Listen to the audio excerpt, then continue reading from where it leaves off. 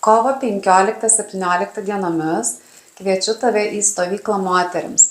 Kaip ir kiekvienos stovyklos metu, taip ir šį kartą yra kitokia tema, kitokia nei prieš tai bet kuri buvusi stovykla. Ir šią stovyklą mes koncentruosimės būtent į mūsų gerklės energetinį kanalą ir stovyklos tema yra įsiklausimas.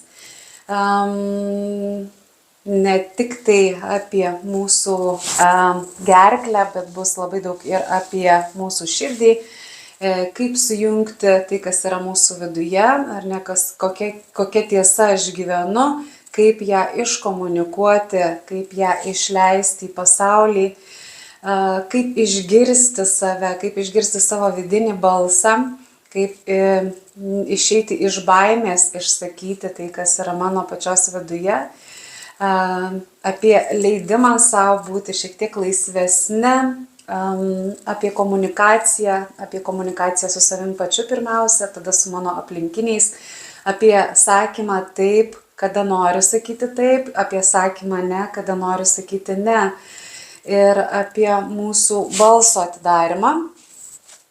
Tai šią stovyklą padės man jūs lydėti dainininkė Rasa Kaušiūtė. Labai esu dėkinga jai už sutikimą prisijungti prie mūsų stovyklos. Rasa šioje stovykloje ves balso atidarimo praktiką ir apjungsime labai daug momentų ir elementų, įvairių praktikų.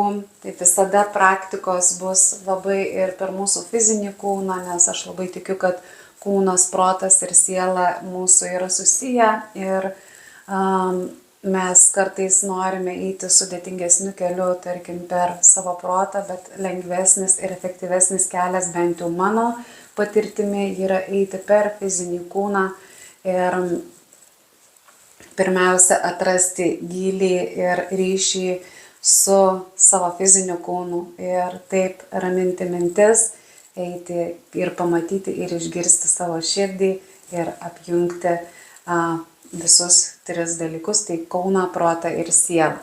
Tai labai visų laukiame. Stovykla vyks mūsų sodyboje, mūsų šeimos sodyboje, patogioje vietoje. Geras susisiekimas iš visos Lietuvos. Jūsų laukia labai skanus maistas, vegetarinis maitinimas. Visą laiką turime svečią. Taip pat galėsite pasidaryti masažą, nuostabų Jūratės masažą ir tiesiog pasimėgauti savimi, laiku, gamtoje, pokalbiai su bendraminčiais ir, žinoma, užmegzti ir pagilinti ryšį su savimi pačiu.